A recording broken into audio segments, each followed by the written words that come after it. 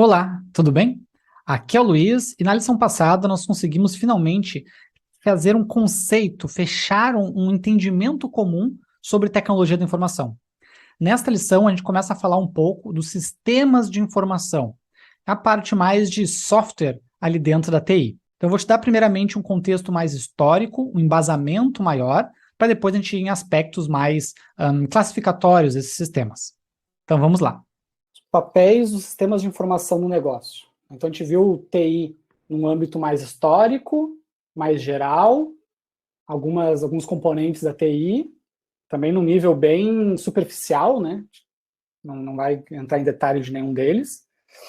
Agora a gente vai focar mais na parte de sistemas de informação, né, e os papéis que eles desempenham nos negócios. Então, a gente falou antes lá dos anos 40 do primeiro computador, né, do ENIAC, né, uma máquina gigantesca, para uma sala inteira, várias toneladas, e foi mais ou menos esse mesmo tamanho, esse mesmo molde, nos anos 50 também. Nos anos 60, que eles começaram a ficar mais poderosos, né, e não ocupar uma sala inteira, mas só uma parede. Né, esses aqui são os famosos mainframes da IBM dos anos 60, foram os computadores mais poderosos do mundo. Eram computadores sempre de cunho militar ou científico, né? Então ninguém tinha esses armários em casa, né? Até porque custavam centenas de milhares de dólares, pesavam toneladas, né?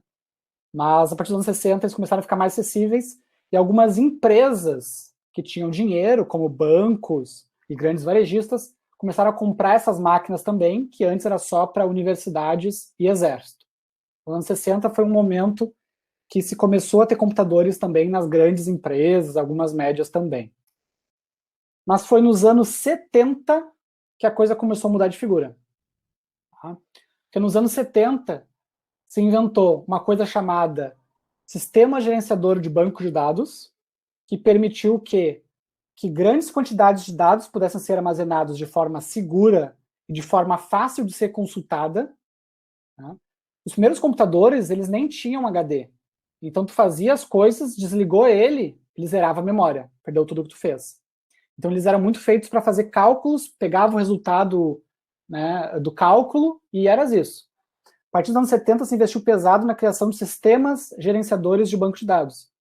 Isso permitiu não apenas armazenar dados de maneira mais confiável, fazer buscas mais complexas e mais rápidas, mas também permitiu que muitos usuários diferentes pudessem acessar o mesmo computador, o mesmo sistema. Então se permitiu que várias pessoas pudessem usar o mesmo banco de dados ao mesmo tempo. Coisa que até então, né, era muito mais complicado. Ler os livros dessa época, né, tem um livro muito bom chamado Os Heróis da Revolução, que ele fala sobre a história da computação dos anos 60 em diante. Vão ver que o pessoal reservava horário para usar o computador. Né? Então, quando começou esses computadores com multiusuários, com banco de dados que permitia múltiplas conexões, começou uma outra revolução que trouxe uma importância ainda maior para os computadores no cenário das empresas. E, em paralelo, nos anos 70 e no início dos 80, surgiu também a revolução do computador pessoal. Até os anos 60, computador era coisa, no máximo, de empresa. No máximo, empresa grande e média. A partir dos anos 70, começou a revolução do computador pessoal, muito capitaneada pela Apple, né, e aí a gente tem aí o Apple II, que foi o computador de maior sucesso deles na época, que é esse da esquerda, né, e também muito capitaneada pela Microsoft, que entendeu que, ok, as pessoas estão começando a querer ter computadores nas suas casas, mas o que elas vão fazer com os computadores? Nós vamos fornecer softwares, programas de computador para elas poderem trabalhar nos computadores, poderem se divertir nos computadores, poderem fazer uma série de atividades que antes elas faziam no papel e caneta manualmente, né, ou com jogos analógicos, por assim dizer. Então, essas duas empresas, Apple e Microsoft, no final dos anos 70, início dos 80, né, moldaram toda a forma como a computação pessoal é hoje. Né? Então, todo mundo já deve ter ouvido falar de Apple e Microsoft, mas basicamente elas são tão icônicas e tão grandes até hoje, que elas foram a Apple, a primeira empresa que investiu pesado em computadores para pessoas comuns, né, para ter dentro de casa, e a Microsoft foi a empresa que teve a visão, né, o Bill Gates foi o visionário, que entendeu que as empresas, as pessoas e as empresas iriam precisar de muitos softwares, muitas aplicações diferentes para conseguir tornar úteis os computadores. Ele percebeu que o mercado de software, inclusive, era maior que o mercado de hardware. Porque computador, tu compra um. Celular, tu compra um. Agora, quantos programas, quantos apps tu usa no computador e no celular? São vários.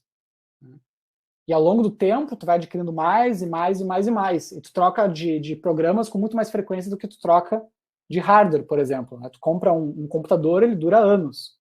Né? Softwares tu acaba adquirindo, hoje em dia até o modelo de licença é até anual, né? Tu acaba renovando ele uma frequência no mínimo anual.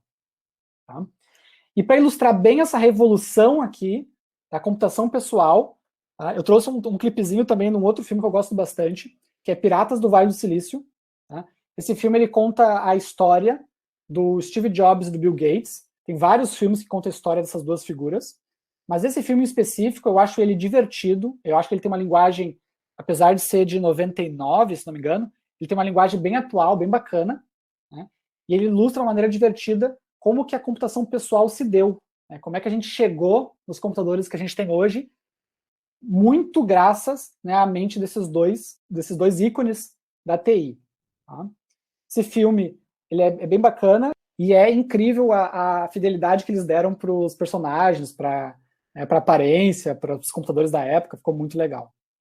Na próxima lição, eu quero lhe apresentar um resumo de 10 minutos do filme Os Piratas do Vale do Silício. Caso você não tenha assistido ainda ou não se recorde, né, ele é importantíssimo para a gente entender um pouco aí da história da computação pessoal.